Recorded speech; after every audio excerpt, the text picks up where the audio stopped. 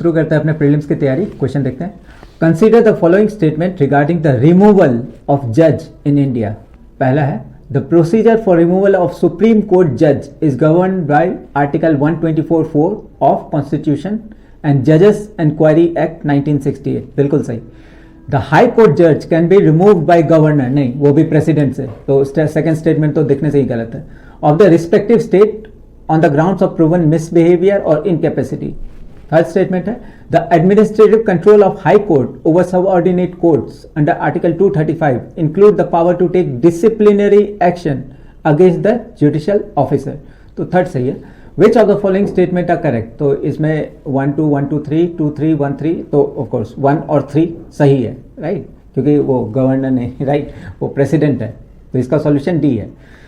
Article 124 provides the constitutional basis while the जजेस inquiry act, दोनों act बहुत बहुत जरूरी है, याद रखिएगा, elaborates on investigation process of both Supreme Court and High Court जजेस।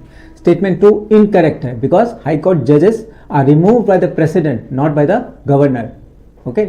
स्टेटमेंट 3 करेक्ट है। Article 235 vests the High Court with control over subordinate court which the Supreme Court has interpreted to include disciplinary jurisdiction over judicial officer, ensuring the independence of lower judiciary from executive interference. Okay, this reflects the constitutional mandate under Article 50 to separate judiciary from executive. Okay, और अभी देखो court को लेके तो बहुत सारे हैं ना, even they are not beyond criticism. Okay, और अभी कोर्ट कैसे होता है कि उनके बारे में वो बोलते हैं, वो खुद भी बोलते हैं ना कि हमारी जजमेंट पे आप बोल सकते हो पर कैन नॉट, है ना, वो कुछ ऐसा नहीं लगा सकते हो कि इसलिए इन्होंने दिया होगा।